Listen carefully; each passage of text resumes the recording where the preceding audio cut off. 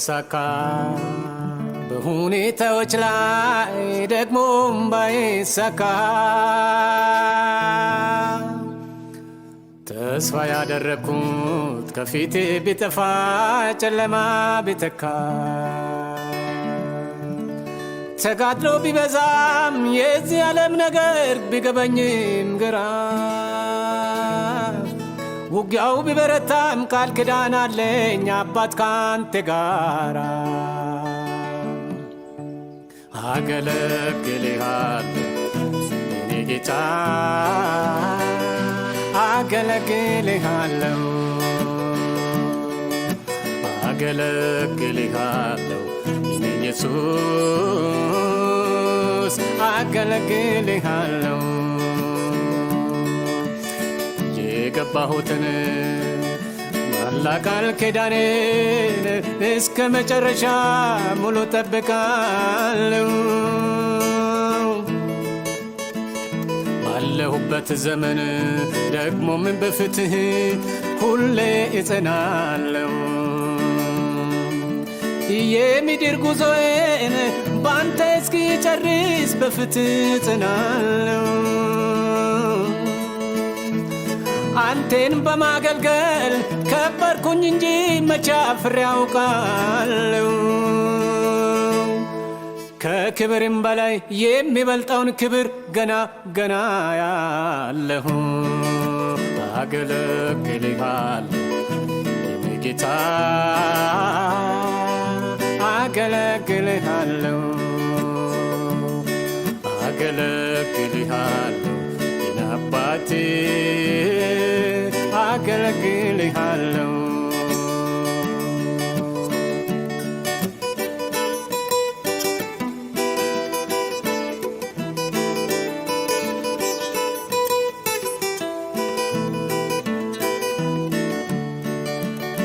ግራ ቢገባኝም የኑሮዬ ትርጉም ውሎ ያደረ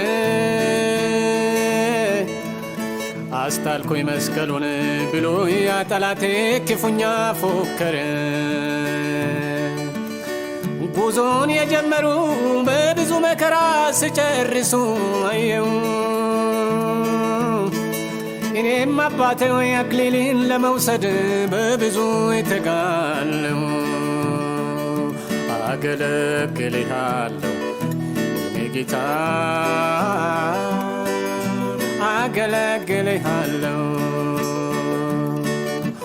አገለግልሃለሁ የኔ አባቴ አገለግልሃለሁ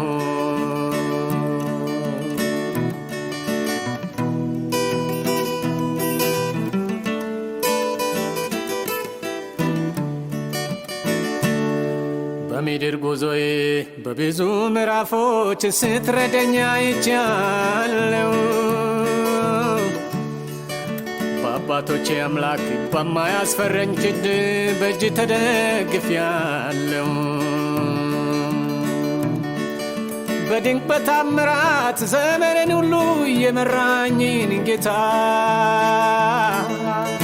አገለግልሃለሁ ውለታዬ ብዙ ነው ምንድነው ዝምታ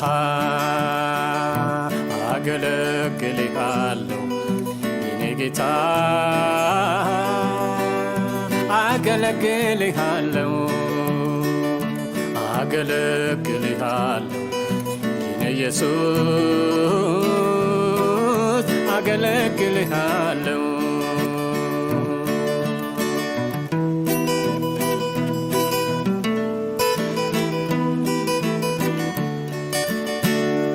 ስንቱን አሻግሮኝ ስትረዳኝ አየሁት አምላክ ሆይ ጉልበት ምንም ቢደነፋ እኔን አያገኘኝ የጠላት ብርታት ምስቅልቅል የወጣው ሊያስፈራኝ ቢሞክር ክፉ ዓለም የገባሁትን ያንተን ቃል ኪዳን በፍጹም አልክድም አገለግልሃለሁ የኔ ጌታ አገለግልሃለሁ አገለግልሃለሁ የኔ ኢየሱስ አገለግልሃለሁ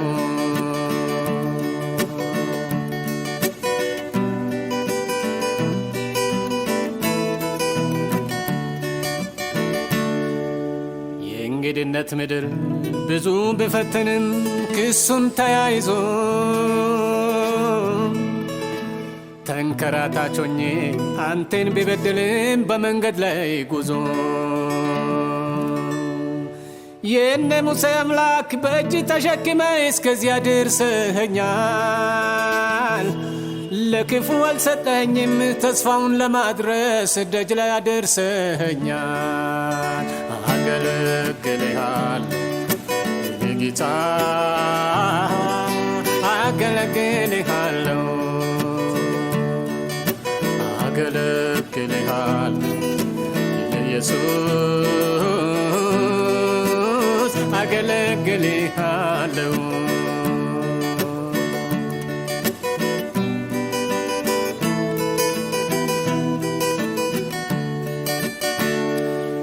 ገፍትሮ ሊጥለኝ ከምታጣ ስንቱ ተደገፍኩኝ ልጅህ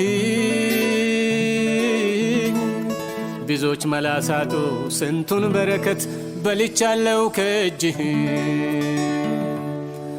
በፈተና ማል ደግሞ መሻገርን አንተ አስተምረኸኛል አንተን ማገልገሌ አላዋረደኝም ፍጹም አክብሮኛል አገለግልሃለሁ የኔ ጌታ አገለግልሃለሁ አገለግልሃለሁ ኢየሱስ አገለግልሃለሁ የገባሁትን ባላቃል ኪዳኔ እስከ መጨረሻ ሙሉ ጠብቃለሁ ባለሁበት ዘመን ደግሞም በፍትህ ሁሌ እጸናለሁ የምድር ጉዞዬን በአንተ እስኪጨርስ በብዙ እተጋለሁ አንተንም በማገልገል ከበርኩኝ እንጂ መቼ አፍሬ አውቃለሁ የሚበልጠውን ክብር ገና ገና ከክብርም በላይ አለ አየዋለሁ አገለግልሃለሁ ጌታ አገለግልሃለሁ አገለግልሃለሁ ኢየሱስ አገለግልሃለሁ አገለግልሃለሁ የኔ አባቴ አገለግልሃለሁ አሜን አሜን አሜን አሜን አሜን አሜን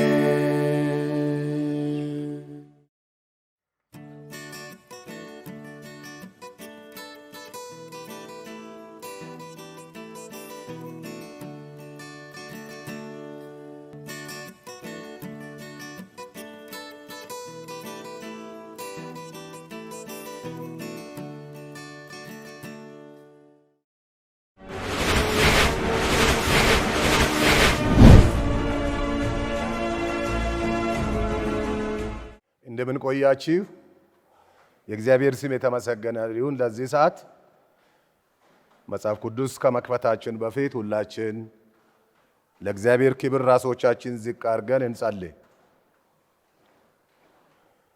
የዘላለም አምላክ እግዚአብሔር አባታችን ሆይ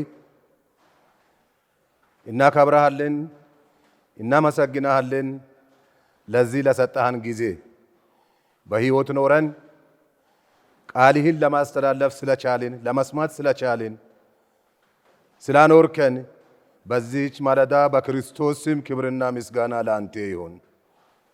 አባቶ ሆይ ቃልህን እንደ ቃልህ እንድናገር የሚሰማው ሁሉ ቃልህን አንተ በሚታሰመው መንገድ መስማት ይችል ዘንድ በመንፈስ ቅዱስ ትጎበኛን ዘንድ ፈቃድ ይሁን። ቀኑን በሰላም አውለን በጌታ በኢየሱስ ስም አሜን። ዛሬ ጠዋት የምናየው የሚያድጉ ቤተክርስቲያናት ባህሪ በሚለው ርዕስ ነው። የሚያድጉ ቤተ ክርስቲያናት ባህሪ ማንኛውም ነገር በሚያድግበት ጊዜ አስፈላጊ የሆነውን ነገር ማግኘት እንዳለበት ሁሉ ቤተ ክርስቲያን ደግሞ በሚታድግበት፣ በሚታገለግልበት፣ በምትንቀሳቀስበት ጊዜ ከእግዚአብሔር ቃል በሆነው የእግዚአብሔርን ቃል መሰረት አድርጋ መነሳት እንዳለበት ነው የምናገረው። ስለዚህ እዚህ ጋር 7 አይነት ባህሪያትን በዚህ ሰዓት እናያለን። የመጀመሪያው ቤተ ክርስቲያን መልእክት ሊኖራት ይገባል። መልእክት ሊኖራት ይገባል። ከየት እንደምትነሳ የት እንደምትደርስ መልእክቷ ደግሞ ክርስቶስን ማዕከል ያደረገ ነው ያላደረገ ነው የሚለውን ይህንን መልእክት ይዛ ነው የምትነሳው። በእግዚአብሔር ቃል ስንመለከት ሮሜ 10:17 ላይ እንግዲህ እምነት ከመስማት መስማት ከእግዚአብሔር ቃል ነው ይላል። እንግዲህ እምነት ከመስማት ነው፣ መስማት ደግሞ የእግዚአብሔር ቃል ነው። የሚሰማው የእግዚአብሔር ቃል ሆኖ በቤተ ክርስቲያን ውስጥ ማንኛውም እንቅስቃሴ በሚደረግበት ጊዜ ማዕከሉ የእግዚአብሔር ቃል ነው። ቃሉ ምን ይላል? እኔ ቅዱስ እንደሆንኩ ቅዱሳን ሁኑ ይላል። ቃሉ የሚለው ያለ እኔ አትችሉም ይላል። ስለዚህ ማንኛውንም ነገር ቤተ ክርስቲያን በትክክል ለማደግ ልጆቿን ለማሳደግ ከክርስቶስ ጋር አንድነት እንዲኖር ለማድረግ ቃሉን መስራት ማድረግ እንዳለበት ለእድገቷ ወሳኝ መንገድ ይሄ እንደሆነ ቃሉ ይናገራል። ሁለተኛው ቃሉ ደግሞ የተዘራው ቃል ፍሬ ሊኖረው ይገባል። ቤተ ክርስቲያን ፍሬ ያላት ልትሆን ይገባል።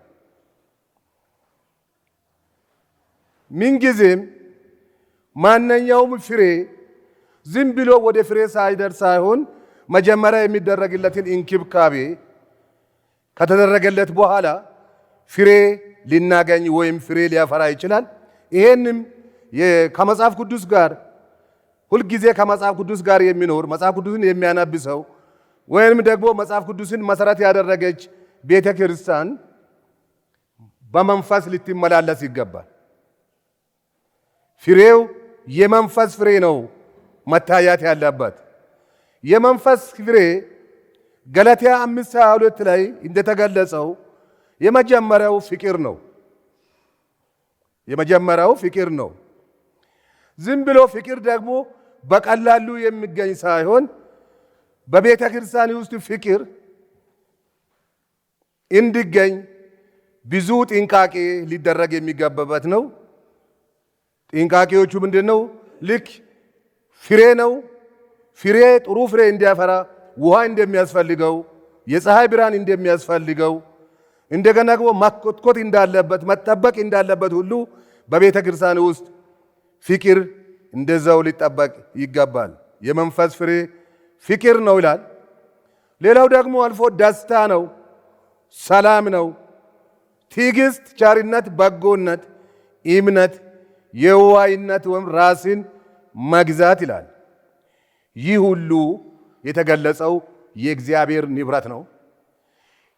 ይህ ሁሉ በቤተ ክርስቲያን ውስጥ በግል ሕይወት ውስጥ በቤተሰብ ውስጥ የሚገኝ የእግዚአብሔር ንብረት ነው። ፍቅር ሊኖር ይገባል። ደስታ ሊኖር ይገባል። ሰላም ደግሞ ሊኖር ይገባል። በዚህ ሁኔታ ስንመለከተው ቤተ ክርስቲያን አሁን በምን ሁኔታ ላይ እያደገች እንዳለች፣ ልጆቿን በምን ሁኔታ እያሳደገች እንዳለች ከነዚህ ከእግዚአብሔር ከመክረን ከእግዚአብሔር ቃል ውስጥ ራሳችንን ልናዛምድ ራሳችንን ደግሞ የት አለን ብለን እንደገና ዞር ብለን ልንመለከት ይገባል። ፍቅር ቤት እና ቤተሰብ መሪዎች በሚለው በዚህ በቤተ ክርስቲያናችን መጽሐፍ ውስጥ ስለ ፍቅር ሲናገር ፍቅር የሁሉ ነገር እምብርት ነው ይላል። ፍቅር የሁሉ ነገር እምብርት መሆን አለበት ይላል። ገጽ 133 ላይ በ31ኛው ምዕራፍ ላይ አንድ የሆነ ቦታ አነባለሁ። ፍቅር የሚንከባከቡት ተክል ነው። ቤትም ፍጹም ንጹሕ የሆነውን እጅግ የከበረውን ፍቅር እምብርት መሆን አለበት። ሰላም፣ መስማማት፣ ፍቅር፣ ደስታ፣ እነዚህ የከበሩ ነገሮች በቤተሰብ አባላት ልብ ውስጥ እስኪዋሄዱ ድረስ ዘወትር በጽናት ልናንከባክባቸው ይገባል። የፍቅር ተክል በጥንቃቄ መኮትኮት፣ ውሃ ማጠጣት አለበት፣ ያለዚያ ይሞታል። ነፍሳችን እንዲፋፋ ከፈለግን ለእያንዳንዱ መልካም ነገር ከፍተኛ ዋጋ መስጠት አለብን ይላል። ስለዚህ ፍቅር ሊኮተኮት ይገባል። ፍቅር ውሃ ያስፈልገዋል። ፍቅር አስፈላጊው እንክብካቤ ሁሉ ሊደረግበት ይገባል። በሌላ አነጋገር ደግሞ ፍቅር ማለት ራሱ እግዚአብሔር ማለት ነው። ስለዚህ ፍሬ ያላት ልትሆን ይገባል። ፍሬዋቸው በገላትያ 2:22 ላይ እንደተገለጸው ይሄ ፍሬ ሁሉ በቤተ ክርስቲያን ሲኖር ቤተ ክርስቲያን ቀን በቀን ዕለት በዕለት በየጊዜ ወደ ላይ ከፍ እያለች እስከ ክርስቶስ መመለሻ ጊዜ ድረስ ራሷን አዘጋጅታ ትጠብቃለች። ሶስተኛው ለሚታድግ ቤተ ክርስቲያን የሚያስፈልገው ሶስተኛው ነጥብ እርስ በርስ የሚል ነው። እርስ በርስ ዋና ናዚር እርስ በርስ የሚለው በዮሐንስ ወንጌል 13ኛው 35ኛ ቁጥር ላይ እርስ በርሳችሁ ፍቅር ቢኖራችሁ ደቀ መዛሙርቴ እንደሆናችሁ ሰዎች ሁሉ በዚህ ያውቃሉ። ሰዎች እና እኛን የሚያውቁበት ሌላ ማታወቂያ፣ ሰዎች እኛን የሚያውቁበት ሌላ ነገር የለም። ዋናው ሰዎች እኛን የሚያውቁት ወይም በምንሰብከውም ሳይሆን በምንዘምረውም ብንዘምርም ብንሰብክም በጣም ሰዎች እኛን የሚያውቁት ምንድነው? እርስ በራሳችን ፍቅር ሲኖረን ነው። አንዱ ለአንዱ ሲያዝን ነው። የአንዱን ችግር አንዱ የራሴ ችግር ነው ሲል ነው። የሌላው ነገር የኔ ነው ሲል ነው። ስለዚህ ምን አለ? እርስ በርሳችሁ ፍቅር ቢኖራችሁ ደቀ መዛሙርቴ እንደሆናችሁ በዚህ ሁሉ ሰዎች ያውቃሉ አለ። ሁለተኛው ደግሞ ገላትያ 6:1 ላይ ጳውሎስ ሲናገር ምን አለ? ወንድሞቼ ሆይ ሰዎች በማናቸውም በደል እንኳ ቢገኙ መንፈሳውያን የሆናችሁ እናንተ እንደዚህ ያለውን ሰው በዋነት መንፈስ አቅኑት። በዋነት መንፈስ አቅኑት። አንተ ደግሞ እንዳትፈተን እዛ ራስህን ጠብቅ። እኛ መንፈሳውያን ስለሆነን ቤተ ክርስቲያን የሚመራ ሰው መንፈሳዊ ነው። ቤተ ክርስቲያን የሚያስተዳድር መንፈሳዊ ነው። እንደገና ደግሞ በቤተ ክርስቲያን የሚኖር ምእመን መንፈሳዊ ነው። መንፈሳዊ ሲሆን ምን ያላል?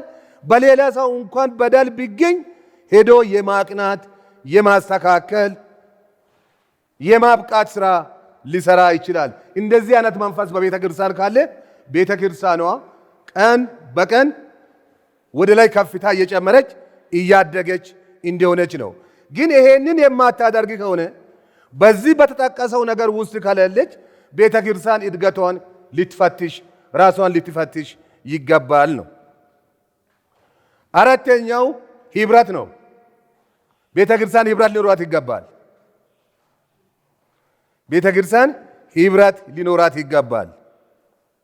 አንድነት ሊኖራት ይገባል። በሐዋርያ ምዕራፍ 2:42 ላይ እንደተጠቀሰው በሐዋርያትም ትምህርትና በህብረት እንጀራቸውን በመቁረስ በየጸሎቱም ይተጉ ነበር ይላል። በህብረት በጸሎት ይተጉ ነበር። በህብረት ሆኖ ይጸልዩ ነበር። በህብረት ሆኖ ቃሉን ያነቡ ነበር። በህብረታቸው ውስጥ መንፈሳዊነት አለ። በህብረታቸው ውስጥ የመንፈስ ፍሬ አለ። ሐዋርያት ያደርጉ የነበረው በዚያን ጊዜ ይሄ ስለሆነ መንፈስ ቅዱስንም ያገኙት መልካም ሥራ አስደናቂ ነገር የሰሩት በህብረት ነው። ዛሬ ቤተ ክርስቲያን ህብረት ሊኖራት ይገባል። አንድነት ሊኖራት ይገባል። ሁሉ በአንድነት ተሰብስቦ ተከማችቶ የሚጸልይበትን መንገድ ሊያበጅ ይገባል።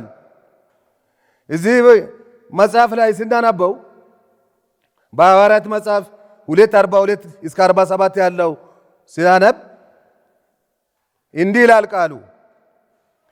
በሐዋርያትም ትምህርትና በህብረት እንጀራውንም በመቁረስ በየጸሎቱ ይተጉ ነበረ። ነገር ግን በሰው ላይ ሁሉ ፍርሃት ሆነ። በሐዋርያትም እጅግ ብዙ ድንቅና ምልክት ተደረገ። ያመኑትም ሁሉ አብረው ነበሩ። ያመኑት ሁሉ አብረው ነበሩ። ከዚያ ቀጥሎ ያለው ደግሞ ያላቸውን ሁሉ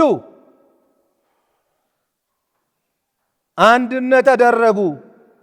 መሬታቸውንም ጥሪታቸውንም እየሸጡ ማንኛውንም እንደሚፈልግ ለሁሉ ያካፍሉት ነበረ። በቀኑም በአንድ ልብ ሆነው በመቅደስም እየተጉ በቤታቸውን እንጀራውንም ይቆርሱ፣ በደስታ በጥሩ ልብ ምግባቸውንም ይመገቡ ነበረ። ይሄ ህብረት ነው አስፈለገው። ያላቸውን ሽጠው አንድ አድርገው ያለው የሌለው ድሃ ሀብታሙ በአንድነት ሆኖ ይጸልዩ ነበረ። በአንድነትም ይበሉ ነበረ። በአንድነትም ይጠጡ ነበረ። ዛሬ በዚህ ጊዜ እኛ የምናደርገው እንቅስቃሴ በቤተ ክርስቲያን ከዚህ ጋር የሚመሳሰል መሆን አለበት። በአንድነት የመጸለው ነገር ቤተ ክርስቲያንን ያሳድጋል። በአንድነት ቃሉን ማንበብ ቤተ ክርስቲያንን ያሳድጋል። አብሮ መብላት፣ አብሮ መጠጣት ደግሞ ይሄ ሁሉ ህብረት ነበራቸው። ከዚያ በኋላ የቤተ ክርስቲያናቸውን እድገት የሐዋርያትን ጊዜ ሲናይ በየቀኑ ነፍሳት ይጨመሩ ነበር። ሰዎች በየቀኑ በንስሐ ይመለሱ ነበርላል። ስለዚህ ይሄ የእድገታቸው ምልክትና የቤተ ክርስቲያን እድገት ዛሬም ቢትሆን በዚህ ሁኔታ ላይ ናት አይደለችም። በግለሰብ ደረጃ እኛ ደግሞ በዚህ ልክ ነው የምንንቀሳቀሰው ወይ አይደለም? ባለንበት ቦታ ሁሉ ራሳችን ልንገመግም ይገባል። ቤተ ክርስቲያናችን አድጋ ከፍ ብላ እንድትታይ በዚህ ሁኔታ ልንኖር ይገባል የሚል ነው። እንደገና አምስተኛው የአገልጋይ መንፈስ ነው። ስናገለግል በመንፈስ ማገልገል አለብን። ማንም የሚያገለግል እግዚአብሔር በሰጠው ኃይል እግዚአብሔር በሰጠው ራእይ በመንፈስ ሊያገለግል ይገባል።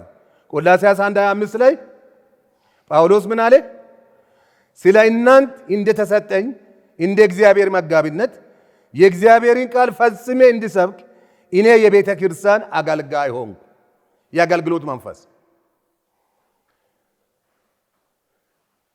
ያለ አገልግሎት ወደን ፈልገን ጌታን ለማገልገል ስንወስን እኛ የምናደርገውን ሳይሆን እግዚአብሔር በእኛ ውስጥ ምን እንደሚያደርግ በራሱ በመንፈሱ ይሰራል። እኔ ሲደመር ክርስቶስ ሳይሆን እኔ አይደለሁም ክርስቶስ ብለን ወደ እሱ ፊት ስንቀርብ አገልግሎቱ ያማረ ይሆናል።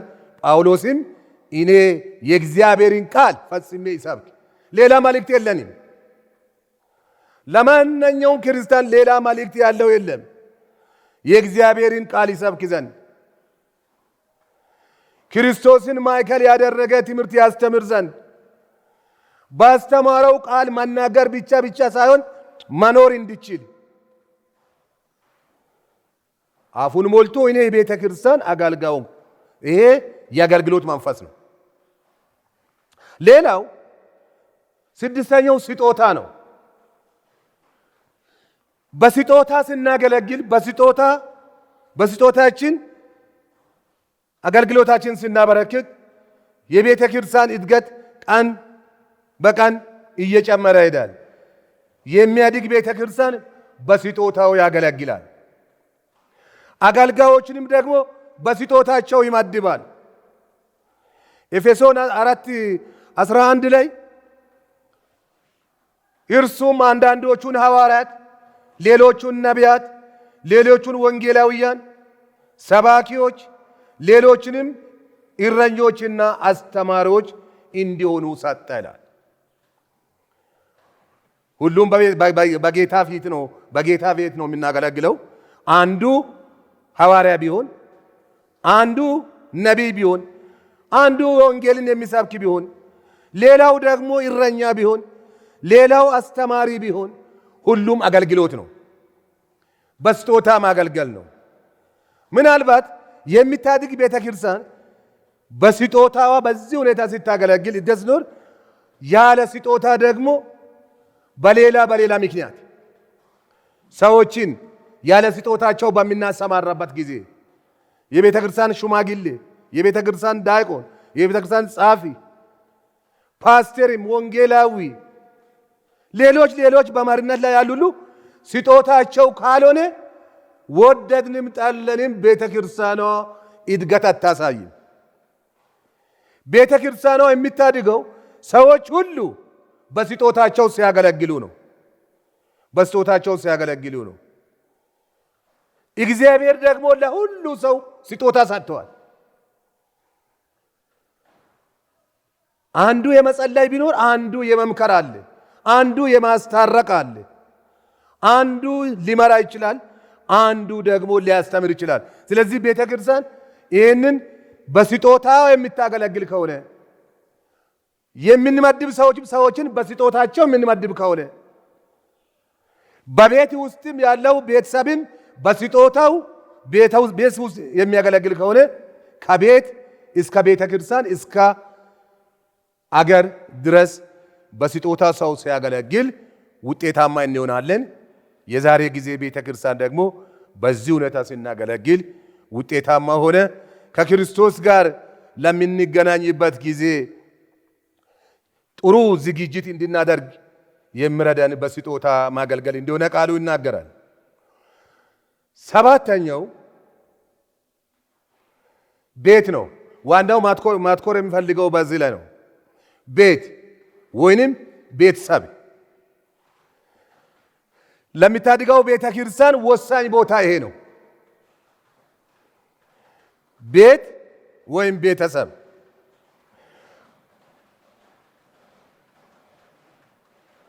በሐዋርያ ሥራ ላይ 16:33 እና 34 ላይ ስለዚህ ሐሳብ እናገኘዋለን። ወንጌል 97% የሚሰራው በቤት ውስጥ እንደሆነ ታምኗል። 97% እጅ በቤት ውስጥ ነው የሚሰራው። ቤት ትምህርት ቤትም ነው፣ ጸሎት ቤትም ነው። ሁሉ ነገር የሚጀምረው በቤት ነው። ለወንጌል ሥራ ማስተካከል ያለበት ጅማሬው ቤት ውስጥ መሆን አለበት። አባትና እናት ልጆች በአንድነት በቤት ውስጥ በዚህ ከላይ በተገለጸው መሰረት አገልግሎታቸውን የሚፈጽሙ ከሆነ፣ አብሮ የሚጸልዩ ከሆነ፣ አብሮ የሚያነቡ ከሆነ፣ አባት ለእናት፣ እናት ለአባት፣ ልጅ ለአባት ፍቅሩን የሚገልጽ ከሆነ፣ አብሮ የሚወያዩ ከሆነ፣ የቤታቸው መሰረት ክርስቶስ ከሆነ የማድግ ቤት የለም፣ የማድግ ቤተ ክርስቲያን የለም። መሰረቱ ቤት ነው። መዝሙር የሚዘመረው፣ ጸሎት የሚጸለው፣ ስብከት የሚሰበከው፣ ምስጋና ማቅረብ የምንችለው መጀመሪያ በቤት ውስጥ ነው። ከቤት ነው መጀመር ያለበት። ከቤት ያልተጀመረ ነገር ሁሉ አስቸጋሪ ሊሆን ይችላል። አሁን ስናይ የሁሉ ቤት በእኔ ቤት ትክክለኛ አምልኮ የሚደረግ ከሆነ በሌላኛው ቤት ትክክለኛ አምልኮ የሚደረግ ከሆነ ልጆች እግዚአብሔርን የሚፈሩ ከሆነ አባትና እናት እግዚአብሔርን የሚፈሩ ልጆቻቸውንም በስነ ስርዓት የሚያሳድጉ ከሆነ ሁልጊዜ ልጆቻቸውን በጌታ ፊት ይዞ የሚቀርቡ ከሆነ ልጆችም ደግሞ የአባታቸውን ድምፅ እንደ ይስሐቅ የሚሰሙ ከሆነ በዚያ ቤት ኢየሱስ አለ። ኢየሱስ ባለበት በረከት አለ። ኢየሱስ ባለበት ሁሉም ነገር አለ። በዚያ ቤት አምልኮ አለ። ቤት መልካምና መጥፎን ልጆች የሚማሩበት ነው። ልጆችን ደግሞ የሚናሰለጥንበት ዋናው ትምህርት ቤት ደግሞ ቤት ነው። ለልጆች ጥንቃቄ የሚደረግበትም ጥንቃቄው የሚጀምረውም በቤት ነው። እንደገና በባልና በሚስት መካከልም የተቀራረበ ግንኙነት የሚኖረው ከቤት ጀምሮ ነው። በዚህ ጊዜ አሁን ስለ ቤት ብዙ ሰዎች ያላስተዋሉ፣ ብዙ ሰዎች ያልተረዱ ቤት ውስጥ ወንጌል ሳይጀምር ወጣ ብሎ ስብከት መጀመር፣ በቤት በራሴ ቤት የሌለውን ነገር ለሌሎች ለማስተማር መሞከር፣ በራሴ ቤት ያላደረኩትን ነገር ለማድረግ መሞከሩ ለቤተ ክርስቲያን እድገት የማመጣ ነገር ስለሆነ ዋናው ነገር በቤት ውስጥ ጀመር ነው። በቤት ውስጥ መጀመር ነው። ልጆቻችንን ይዘን በስሞቻቸው እየጠራን ልጆችን ለእግዚአብሔር ማቅረብ ነው። ይህን ስንል ምናልባት አንዳንድ የማይመቹ በቤት የማይመቹ ነገሮች ቢኖሩ በጸሎት ሁሉ ነገር ምቹ ይሆናል። ቃሉን ሁል ጊዜ የምናነብ ከሆነ ለሕይወታችን ለልባችን እርካታ ይመጣል። ጠዋት ከልጆቻችን ጋር ሲቻል ቀን እንደገና ማታ ደግሞ ልጆቻችንን ይዘን በጠረጴዛ ዙሪያ ያለውን ነገር ሁሉ ተናግረን እንደ ኢዮብ ለልጆቻችን መስዋዕት የምናቀርብ ከሆነ ልጆቻችን ደግሞ ከጌታ ጋር የምናሰርግ ከሆነ ቤት ሲመች ነው። ዋናው ነገር ቤታችንን እንፈትሽ፣ ቤታችንን እንመልከት። የኔና የባለቤቴ አቀራረብ እንዴት ነው? ለልጆቻችን የሚመች ነው ወይ? ለራሳችን ለቤተ ክርስቲያን የሚመች ነው ወይ? ልጆች ደግሞ እያደረጉት ያለው እንቅስቃሴ ወዴት የሚያደርስ ነው የሚለው ግምገማ ሁሉ በቤት ውስጥ መደረግ አለበት። ቤት ሁሉ ነገር የሚታይበት የመጀመሪያ ትምህርት ቤት ነው። ሁሉን ነገር የምናስተምርበት ነው። ቤት ደግሞ ጸሎት ቤት ነው። በቤት ውስጥ ቃሉ እንደሚናገረው አባት ካህን በመሆን ቤተሰቡን ሰብሰብ አድርጎ ያሉት ልጆች ባለቤቱ አንድ የቦርድ አባል ሆነው በቤተ ክርስቲያን የሚሆነውን ነገር ሁሉ በቤት ውስጥ ካስተካከሉ በሁሉ ቤት የተስተካከለ ልጅ በሁሉ ቤት ጸሎት የተለማመደ ቃሉን በልቡ ያዘ ወደ ቤተ ክርስቲያን ሲሆን ቤተ ክርስቲያን የተለወጠ ይሆናል። የቤተ ክርስቲያን መለወጥ ከቤተሰብ ጀምሮ ነው። የአገር መለወጥም እንደዛ ነው። እንደ ኢየሱስ ልጆቻችንን በጥበብ በቁመት በጸጋ የምናሳድግ ከሆነ ልጆቻችን ደግሞ ለአምላካችን አስረክበን የምንሰጥ ከሆነ ልጆች በጊዜ ምንም ነገር ሳይለማመዱ ቀደም ብሎ የጌታን ፍቅር የሚለማመዱ ከሆነ ያ ቤተሰብ ወደፊት ተስፋ ያለውን ቤተ ክርስቲያን ሊያፈራ ይችላል። ምናልባት ገንዘብ ይህንን ሰላም ያመጣል ብለን ከገመትን፣ አዎ ገንዘብ አስፈላጊ ነው። በገንዘብ ይሄ ሁሉ ደስታ፣ ሰላም የተገለጸው ሊመጣ አይችልም። በቤተሰብ ህይወት ውስጥ ደስታና ሰላም ፍቅርን በገንዘብ አናገኝም። ገንዘብ አስፈላጊ ነው። ክርስቶስ ካለ ግን ሁሉም ነገር አለ። አንዳንድ ጊዜ ምናልባት ቤተሰብን በትምህርት ይስተካከላል ብለን ዲግሪ ዲፕሎማ ቤተሰብ በሌላ በጥሩ ቤት በመኖር ሀብታም በመሆን ምናልባት ቤተሰብ ይስተካከላል ካልን ተሳስተናል። ያ ሁሉ ሌላ አስፈላጊ ሆኖ ሳለ ለቤት አስፈላጊው የመጀመሪያው ክርስቶስ ነው። በቤት ውስጥ አስፈላጊ የመጀመሪያው የእግዚአብሔር ቃልና ጸሎት ነው። ከዚያ በኋላ ሁሉ ነገር ሊስተካከል ይችላል። ምናልባት አንዳንድ ጊዜ በኑሮ ምክንያት አንዳንድ ሰላም አጠን እንደዚህ ሆነን ልጆችም መሰረታዊ ፍላጎት ስላሟለን የሚለው ነገር ብዙ ሊኖር ይችላል። በባልና በሚስት መካከልም ያሉ አንዳንድ አለመግባባቶች በዚህ ሁኔታ ሊሆኑ ይችላል። የቤት ነገር አይሆንም። ለምን አይሆንም?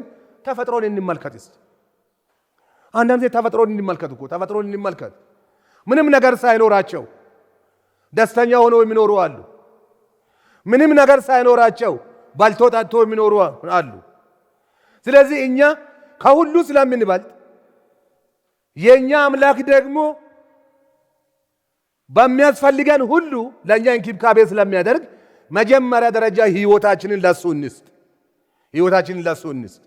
እኔ ድሮ ልጅ በነበርኩ ጊዜ ዶሮ አረባ ነበር። በዶሮ እርባታ ውስጥ ብዙ ነገር አየሁ። ብዙ ነገር ተማርኩ። ዶሮ ምናልባት አርቢው ከሚሰጠው ምግብ በስተቀር በራሱ የሚተማመንበት ነገር ምንም የለው። ግን ካደረበት ቦታ አሁን እንደ ቤተሰብ ሲመለከት ዶሮ ካደረበት ቦታ ቀደም ብሎ አውራ ዶሮው ከወረደ ትንሽ ነገር በመሬት ላይ ጭረት አንድ ነገር ካገኘ ባለቤቱን ይጠራል። ይዛለች እሷን በራሱ ቋንቋ ኩኩኩኩኩኩኩኩኩኩ ብሎ ዶሮዋን ሲጠራ እሷም በሩጫ መጣ ከአፉ ትቀበላለች። ከዚያ በኋላ ቁርስ አግኝተዋሉ ደስ ብሏቸው ማጓዝ ይጀምራሉ። አይጣሉም። እንደገና ደግሞ አንድም ቀን ፊታቸው አይጠቁርም። ለነሱ ያለው ከዚህ ለቃቅሞ ከሚከሉ ለመብላት ከሚጠቀሙ ከቱምቢና ከሚጭሩ ጥፍር ሌላ ነገር የላቸው። ግን በአንድነት በሰላም ይውላሉ፣ አብሮ ይበላሉ፣ ይከባበራሉ፣ በአንድነት ይጓዛሉ። ግን እኔ በጣም የገረመኝ ዶሮዋ እንቁላል ለመጣል በምትፈልግበት ጊዜ ቦታ በምትፈልግበት ጊዜ አውራ ዶሮ ነው ቀደም ብሎ ሮጦ የሚሄደው። ከዚያ በኋላ ዝም ብሎ ቦታ እያዘጋጀ ይሄ ቦታ ይመቸሻል፣ ይሄ ቦታ እንደዚህ እንቁላሏን እስከምትጥልበት ቀን ጊዜ ድረስ አውራ ዶሮ ከጎኖ አይለይም። አውራ ዶሮው ዝም ብሎ እያለ እሷ ፈልጋ ቦታ ካገኘች እንቁላል ጥላ እስከምትነሳ። ሌላው ደግሞ ይህ እንቁላሏን ከጣለች በኋላ ሌላ አቅም የላትም። ልታጥር አትችልም፣ ልትቆልፍ አትችልም። እንቁላሏን አስቀምጣ ስትወጣ ሌላ ጎጂ አውሬ እንዳለ ስለሚታወቅ ድመትም ሌላ ነገር በአእምሯ በተፈጥሮ ስለሚታወቅ እንቁላሏን እንደጣለች ምን ታደርጋለች? ጸልያ ነው ከዚያ የምትነሳው። አይታችኋል? ዶሮ አርብታችሁ የምታውቁት በምን ትጸልያለች? እሷ ታውቃለች። ይኸው በዚህ በጣልኩት በእንቁላሏ ላይ የሚመጣ ነገር ካለ ብላ አንድ ነገር አንስታ እንዲህ ታዞራለች። ከዚያ በኋላ አስቀምጣ ጉዞዋን ትቀጥላለች። አውራ ዶሮ ፊት ለፊት እየቀደመ ይሄዳል። የቤተሰብ ፍቅር አሁን ከኛ ባልጦ አልተገኙም። እነሱ ምንም ነገር የላቸውም እኮ በቀፎ ውስጥ እህል የላቸው፣ በባንክ ቡክ የላቸው፣ ምንም ነገር የላቸው። ሌላ ደግሞ በትምህርት የሚኮሩበት ዲግሪ ዲፕሎማ የተመረቁበት ፎቶም የተለጠፈ በቤታቸው የለም። ግን በሰላም ነው የሚውሉት አንዱ ለአንዱ። ከዚያ ደግሞ የእናት ፍቅር ለልጅ በዶሮ ላይ ሲታይ አሞራ መጥቶ ልጆቿን በሚነካበት ጊዜ አብራ ነው የምትሞተው፣ አብራ ነው የምትዘለው። ለልጆቿ ጥንቃቄ ታደርጋለች። ዛሬ እኮ እኛ ሰዎች ጥንቃቄ ሳናደርግላቸው ያደጉ ልጆች እየተበሉ አይደለም፣ እየጠፉ አይደለም፣ እየሞቱ አይደለም። ዶሮዋ ያደረገችውን ያህል ጥንቃቄ እንኳን ለልጆቻችን ብናደርግ፣ ሰዎች እንደዚህ ያለ እንክብካቤ ቢያደርጉ ዛሬ ዓለም የት በደረሰች። ስለዚህ አንዳንድ ጊዜ እግዚአብሔርን ተፈጥሮ እያየን ቤተሰባችንን ልንመራ እንችላለን። የእግዚአብሔርን ተፈጥሮ እያየን ቤተክርስቲያንን ልንመራ እንችላለን። እግዚአብሔር ዓለምን እንዴት እንደወደደ ስንገነዘብ እኛም ቤተክርስቲያንን በመውደድ ቤተክርስቲያን ከፍታ ደረጃ እንዲደርስ ማድረግ እንችላለን። አሁን እዚህ ላይ የሚታድግ ቤተክርስቲያን ምን ሊኖራት ይገባል? የመጀመሪያ መልእክት ሊኖራት ይገባል። መልእክቷ ደግሞ ፍሬያማ ሊሆን ይገባል። ፍሬው ደግሞ ዝም ብሎ ፍሬ ሳይሆን የመንፈስ ቅዱስ ፍሬ ፍቅርና ሰላም ሊሆን ይገባል። ፍቅር ደግሞ በሚገባ በቤተ ክርስቲያን ሊጠበቅ ይገባል። አስፈላጊ ውሃ፣ አስፈላጊ አፈር፣ አስፈላጊ አጥር ለፍቅር ያስፈልገዋል። ከዚያ በኋላ የመልእክቱ ምንድነው? የፍሬው እንደገና ውጤት ደግሞ የእርስ በርስ አንድነት ያመጣል። የእርስ በርስ አንዱ ለአንዱ ማዘንን፣ አንዱ ለአንዱ ማሰብን፣ አንዱ አንዱን መርዳትን ይሄን ያመጣል። ከዚያ በኋላ ህብረት ይፈጠራል። ህብረቱ በአንድነት የምናነብበት፣ በአንድነት የምንጸልይበት፣ ያሉትን ችግሮች ወደ ጌታ የምናቀርብበት፣ የራሳችን ድክመት የምንቀንስበት ይሆናል። ከዚያ ከህብረቱ በኋላ ደግሞ የአገልጋይ መንፈስ ይመጣና ከዚያ በመንፈስ እናገለግላለን። ስናገለግል ደግሞ በስጦታ መሆን አለበት። ለእያንዳንዱ በተሰጠው ስጦታ፣ ለእያንዳንዱ ሰው እግዚአብሔር ባደረገው በለገሰው ስጦታ ቤተ ክርስቲያንን ሊያገለግል ሰው ይችላል። መጨረሻው ቤትና ቤተሰብን በዚህ ሁኔታ የምንይዝ ከሆነ በቤት ውስጥ ጸሎት ቤት፣ በቤት ውስጥ ትምህርት ቤት እንዳለ ሁሉ ነገር ከቤት እንደሚነሳ ይህንን ስናስተውል ቤተ ክርስቲያን በትክክለኛ ሁኔታ ታድጋለች። ክርስቶስ በሚመለስበት ጊዜ ደግሞ ክርስቶስን ለመቀበል ዝግጁ ትሆናለች። ዋናው ነገር በዚህ ሁኔታ ቤተ ክርስቲያንን እንድናሳድግ፣ ሌላው ደግሞ ራሳችንን በዚህ ውስጥ አስገብተን እንድናይ፣ የራሳችን ልብ ለዚህ ለቃሉ እንዲገዛ ማድረግ እንድንችል እግዚአብሔር በጸጋው ይርዳን። ጸሎት አድርገን እንጨርሳለን። የዘላለም አምላክ አባት ሆይ አንተ ከኛ ጋር ስለሆንክ እናመሰግንሃለን። ቃል ያለህ አምላክ ሁልጊዜ ለልጆች ቃልህን ስለምትናገር በቃልህም ስለምትባርከን ሕይወታችንን ላንተ ሰጥተን በአንተ ቤት መኖር እንድንችል በአንተ ቤት መጽናት እንድንችል አታድርጉ ያልከንን አለማድረግ፣ አድርጉ ያልከንን ማድረግ የሚያስተምረንን መንፈስን ትሰጠን ዘንድ ፈቃድ ይሁን። ከክፉ ሁሉ ጠብቀን፣ በቤትህ አኑረን፣ እስከ መጨረሻ በቤትህ ጸንተን ክርስቶስ በሚገለጥበት ጊዜ አንተ ክርስቶስን ለመቀበል ከሚሆኑ ጋር የእኛም ዕጣ ፈንታ ይሆን ዘንድ ፈቃድ ይሁን። በሰላም አውለን በጌታ በኢየሱስ ስም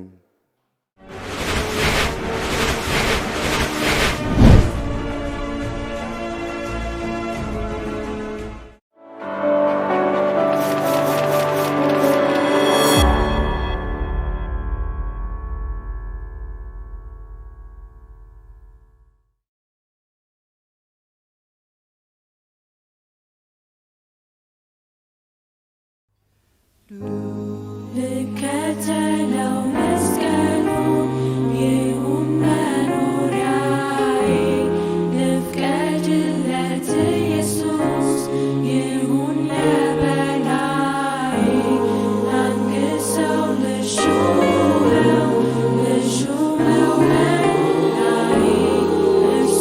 ይሁን የኔ